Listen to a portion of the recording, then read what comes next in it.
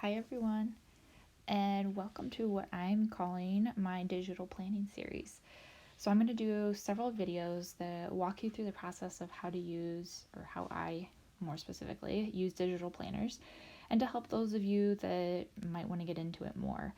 So, if you follow me on Instagram, you know I've recently gotten really into digital planning, and since several of you have asked if I would do some tutorials, I figured we could start with this.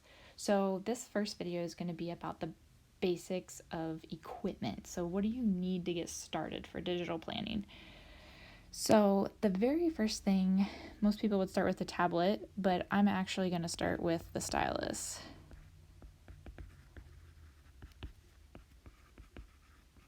So, different styluses are compatible with different tablets, so that's why I kind of like to start there.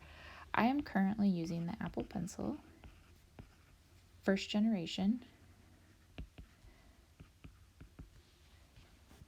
and just so if you're asking what the heck is first generation and second generation. So there are two different Apple Pencils that have come out. And so this website kind of helps walk you through that. And it shows you which iPads are compatible with which Apple Pencil. So I currently am using the iPad Pro 10.5 inch, so you can see that that's only compatible with the first generation Apple Pencil, and that's because those two came out at roughly the same time a couple years ago. I love my 10.5 inch size.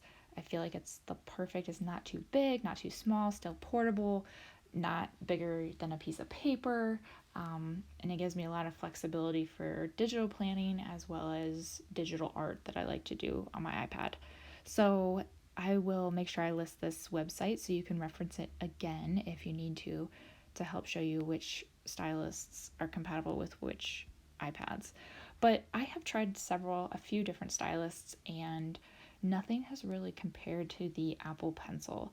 It's amazing with how it writes with your handwriting, how it responds. The tapered tip is perfect, and it is shaped like a pen. And so it's it's my all-time favorite. Nothing really compares to the Apple Pencil. And because of that, my tablet that I'm using is the iPad. So I'm mostly kind of going to be tailoring these videos around the equipment that I'm currently using just because I know those the best. I will mention if I do know of some things outside of that, but just FYI, that's what I will be doing. I'm trying to write big enough so you can see too. Otherwise, I would normally zoom in a lot. So that's the stylus and the tablet. Next thing you're going to need is a note-taking app. So there are a few out there, and I'll walk you through some that I know. The current one that I'm using is GoodNotes 5. It's on the Apple Store for a one-time price of $7.99. There's no in-app purchases or anything. After you buy it once, you're good to go to use all the features. And then other ones that I've heard about but haven't personally used. Notability, and that is $8.99. And Note Shelf, the new version, and that is $9.99. So let me show you what these kind of look like so you know what to look for. So this first one on the left here, I guess, is Note Shelf that came up. And so this one is the most expensive out of the three, but I had more recently heard people talking about how they liked this one, how it worked very similar with the hyperlinks that GoodNotes works. And so hyperlinks are basically the way that you navigate through a digital planner. It'll take you automatically to a specific page in your planner so you don't have to sit there and scroll through all the pages. So it's a very nice feature. Like, you can click on a tab, it'll take you right there. And so I heard that Note Shelf is pretty similar to GoodNotes 5. The next one, GoodNotes 5, that I'll chat about on the right here. So they've been around for a while as well, and they used to have what's called GoodNotes 4, and I actually started with that app.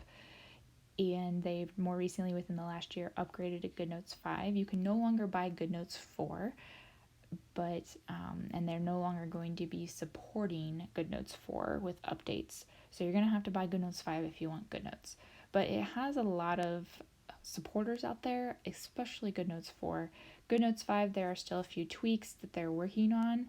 I've actively even submitted one myself to them, so it seems like they're pretty responsive and actively working. The app's already been upgraded, I think, once, and so I believe that they'll get it to where they were before with GoodNotes 4. It just might take a little bit. But my biggest thing right now with GoodNotes 5 is that if you have a lot of digital stickers on your digital planner on a page, it can take a little bit of time. And I'm talking like seconds, not like minutes or anything like that, but it can take a little bit of a lag to load that page. And then it seems like when you go back to that page, it loads a little bit faster. But in GoodNotes 4, there wasn't that issue. So I have faith that they'll get it fixed and figured out soon. Oops, sorry. And then the last one, oh, it's already up here, is Notability. It's actually the ad on the top left, was the Notability app. Again, I haven't personally used Notability or NoteShelf, but those are two other options that I've heard of as well. So finally, the last thing that you're going to need is a digital planning app.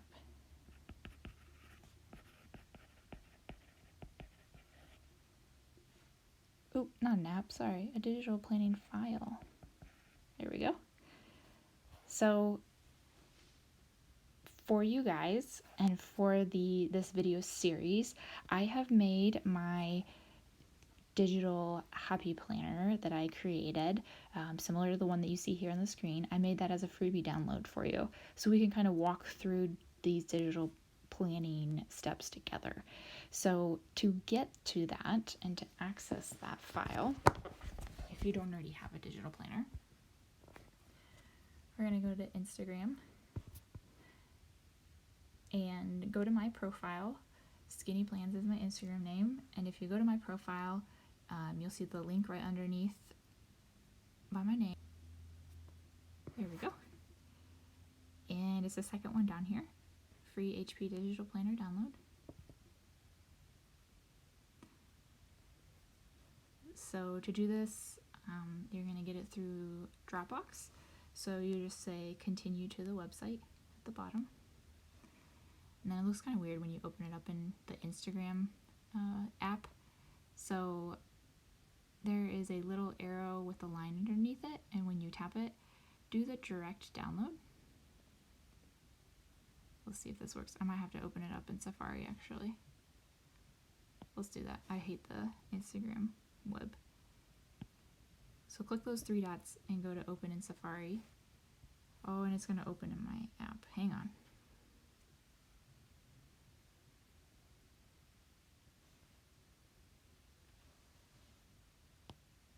Let's copy the link. Oops.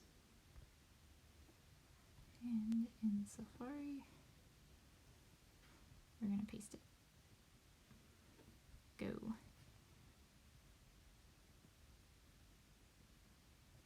There we go. Same button. Click the down arrow and click direct download. And then you should get this little pop-up. Sometimes you might have to do that twice, it's a little finicky. Or you might have to refresh the page, and then you can see the down arrow, it's downloading right here. Give it a few seconds.